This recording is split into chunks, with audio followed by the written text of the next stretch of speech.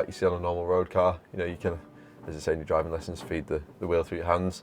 In a race car, it's completely different. Your hands are in a fixed position all the time. You never shuffle the wheel through your hands because generally they're not shaped like a wheel, they're normally shaped like a rectangle or something. Yeah, there is no wheel here to feed. It's more of like an aeroplane yoke type thing. It's not a wheel. Spaceship, that's it. Yes. So it's a very different technique already in that sense, that your hands never leave the same spot. And you're generally kind of almost pushing and pulling the wheel with your palms. So you use, if you're turning right, you push with your left palm. Turning left, you push with your right palm. Yeah. That's generally the sort of technique that most drivers tend to go for. You learn that in your karting days. But yeah, it's very smooth inputs, small inputs. It happens all kind of in sync with your pedals as well. You don't want to be too aggressive on the steering, but at the same time, you've got to steer enough to get around the corner, because ultimately that's the main tool for pointing where the car goes. So you've got to get it right. What should you focus on as your first kind of change? The first thing is actually calming things down, because it's very easy to jump in and think, right, I need to be super aggressive, super sharp, super high energy. It's the last thing you want to be with your steering inputs, because any sudden sharp movements, the car will respond to that in a sudden sharp way, and generally that ends badly and expensively in the real thing. So, and we like to keep the same discipline when we're on the sim. Mm-hmm. So the first thing generally is trying to reduce your steering inputs as much as possible.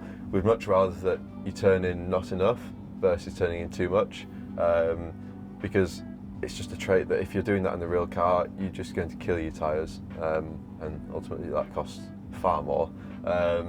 So a good technique to kind of pick up straight away is to be really smooth and gentle, and kind of steer up to the point that you feel the tyres starting to scrub across the surface, so starting to slide essentially, because there is that kind of slip angle, we call it. Mm-hmm. There's only a certain angle you can go to before you basically just start understeering and sliding the tyres across the surface.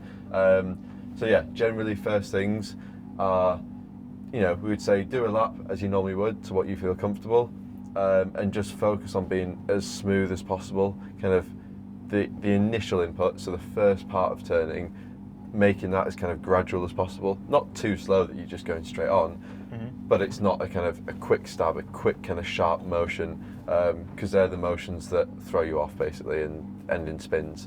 So yeah, first thing is just focus on it being smooth, because generally that fixes everything else. Cool.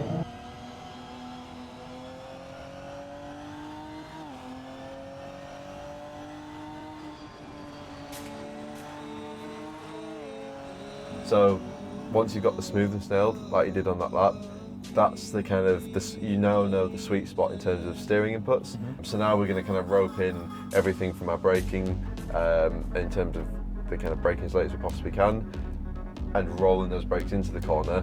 But we're going to really, really focus on just keeping the steering input smooth and not having a sharp kind of jerky motion. Cool. All right.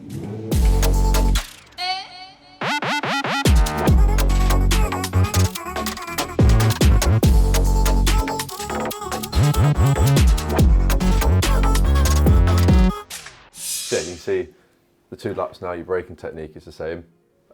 Braking properly, really good trace actually, especially that, well, both of them to be fair.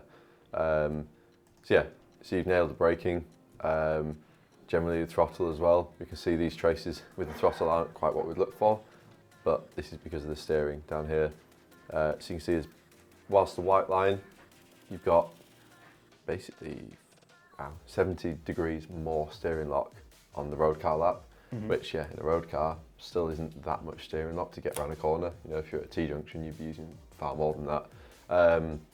But you see versus the race lap, where you've only got, it's minimal, very, very minimal steering input. It's a huge difference. I mean, you're carrying 20 kilometers an hour less through the corner. You're also locking up on the way, and you can see the wheel speeds are dropping massively. So you can see it almost just has a huge knock-on effect to everything else. And like we mentioned in the car, with there's only so much steering that you can put on whilst you're braking. That's a perfect example. You've got the same braking pressure as the red lap at the same point, but you've got far more steering lock on, yet on the red lap, you're not locking up. On the white lap, you're fully locked up altogether. That's a perfect example of, okay, same braking pressure, the only difference is the steering angle.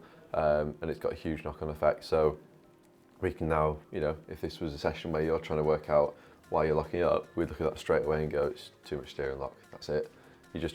You're asking too much of the front tyres in terms of kind of steering as well as braking. There's only so much they can take. So you found what we call the slip angle, the kind of the very maximum that the tyres can take. So yeah, it's a very common trait that people get, is expecting the car to require more steering input than it needs. But if we can kind of rein that in the early days, the early few minutes, laps, hours on the sim, it's a great technique to have. Thank you for watching. If you want to book your own session in SimTrack, follow the link in the description below.